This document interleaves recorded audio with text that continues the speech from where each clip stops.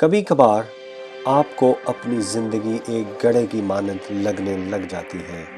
باہر نکلنے کا کوئی راستہ نظر نہیں آتا اور کوئی مدد کرنے کو بھی تیار نہیں ہوتا، بلکہ الٹا دھکا دینے کے لیے سب انتظار کر رہے ہوتے ہیں۔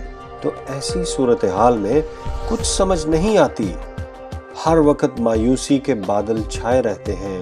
انسان اس مایوسی میں ٹوٹ پھوٹ کا شکار ہونے لگتا ہے، پھر کوئی کام دھندا کرنے کو جی بھی نہیں چاہتا۔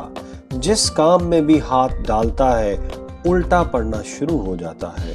دوستو، اگر ہم میں سے کوئی کبھی کسی ایسی صورتحال کا سامنا کرنا پڑ جائے اور مایوسی کے انجانے گڑھے میں گر جائے، تو اس کا ہرگز یہ مطلب نہیں ہے کہ آپ اپنی ہمت کو چھوڑ دیں اور اپنے آپ کو اس گڑھے کے حوالے کر دیں۔ میں آج آپ کے ساتھ ایک دانا بکری کی کہانی ضرور شیئر کرنا چاہوں گا کہ جب وہ ایسی صورتحال سے گزری تو اس نے کیا قدم اٹھایا۔ امید ہے آپ کو سمجھنے میں مدد ملے گی۔ ہوا کچھ یوں کہ ایک بکری چلتے چلتے جنگل میں ایک گڑھے میں گر گئی۔ اس نے مدد کے لیے چیخنا چلانا شروع کر دیا۔ تھوڑی دیر میں اس کو محسوس ہوا کہ اس کا چیخنا چلانا کام کر گیا ہے اور اس کی مدد کے لیے کوئی اوپر گڑھے کے پاس آن پہنچا ہے۔ اس کی جیسے جان میں جان آئی، اس نے اور زیادہ اونچی آواز میں مدد کے لیے پکارا، کوئی ہے جو مجھے اس گڑھے میں سے نکالے، کوئی میری مدد کو آئے۔ پھر تھوڑی دیر میں بکری کو کنارے پر موجود لگڑ بگڑ، گیدڑ اور لومڑ جھانکتے نظر آئے، جو بکری کو مشکل میں دیکھ کر کہکہے لگا کر ہنس رہے تھے اور جیسے کہہ رہے تھے کہ آج مزہ آیا تمہیں مشکل میں اور اس حالت میں دیکھ کر۔ گیدڑ کی آواز آئی، چلو دوستو چلتے ہیں، پڑا رہنے دو اس کو یہیں پر، ہم اس کی مدد کیوں کریں۔ لگڑ بگڑ بولا، نہیں رکو، تھوڑی دیر اس کے تڑپنے کا نظارہ تو کر لینے دو۔ اتنا کہنا تھا کہ بکری کو اپنے اوپر کچھ گرتا ہوا محسوس ہوا اور ساتھ ہی اسے لومڑ کی شیطانی ہنسی کی آواز آئی کہ میں اس کی مدد کر دیتا ہوں، مگر تھوڑا اور تڑپنے میں۔ بکری کو اپنے اوپر مٹی گرتی ہوئی محسوس ہوئی، پھر ایسے لگا کہ کچھ اور ڈھیروں مٹی اس کے اوپر گر رہی ہو۔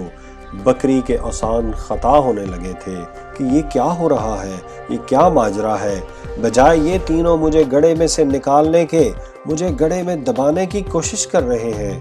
بکری کے دماغ نے کام کرنا شروع کر دیا تھا۔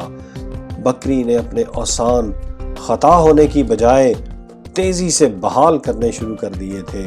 اس نے فوراً جو مٹی اس پر گرائی جا رہی تھی اس کے نیچے دب کر مرنے کی بجائے جیسے ہی مٹی اس کے جسم پر گرتی وہ اس کو تیزی سے جھاڑتی اور اپنے جسم سے نیچے گرا دیتی اور اس مٹی کے اوپر کھڑی ہو جاتی۔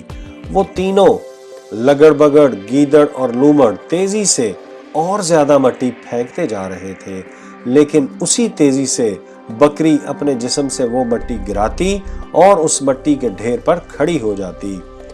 آہستہ آہستہ بکری مٹی کے ڈھیر کے نیچے دب کر مرنے کی بجائے مٹی کے ڈھیر پر کھڑی ہوتی ہوئی نظر آئی اور آہستہ آہستہ اوپر آنے لگی۔ وہ تینوں یہی سمجھے بیٹھے تھے کہ اب ہم مٹی سے گھڑا بھر چکے ہیں اور بکری یقیناً اس مٹی کے ڈھیر کے نیچے دب کر مر چکی ہوگی، لیکن وہ کیا دیکھتے ہیں کہ تھوڑی ہی دیر میں بکری اپنے بدن سے بڑی سرعت کے ساتھ مٹی جھاڑتی اور اسی مٹی کو نیچے پھینک کر اس پر کھڑی ہوتی ہوئی نظر آتی۔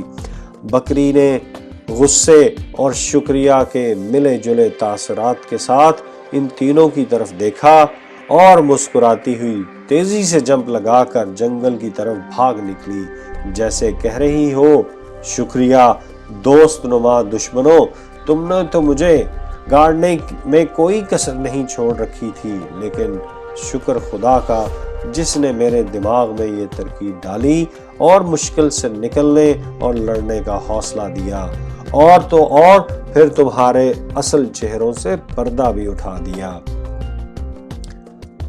دوستو، اس سارے قصے میں آپ کو یہ صاف نظر آ رہا ہوگا کہ مشکلات سے نکلنے کا واحد راستہ خدا کی مدد کے ساتھ صرف اور صرف آپ کی اپنی ذاتی کوشش میں پنہاں ہے۔ کوئی آپ کی مدد کرنے کو نہیں آئے گا۔ حالات اور لوگ آپ کے اوپر مٹی ڈالنے ضرور آئیں گے، لیکن آپ نے ان سے گھبرانے کی بجائے ان سے بچ کر اور ان سے لڑ کر ان مشکلات میں سے راستہ بنانا ہے۔ اگر ہمت ہار جاؤ گے تو یہ حالات اور مشکلات تمہیں اپنے نیچے ضرور دبا لیں گے۔ تمہیں ان حالات اور مشکلات کو قابو کرنے کا فن سیکھنا ہے، نہ کہ حالات سے گھبرا کر اپنے آپ کو نیچے گرانا ہے۔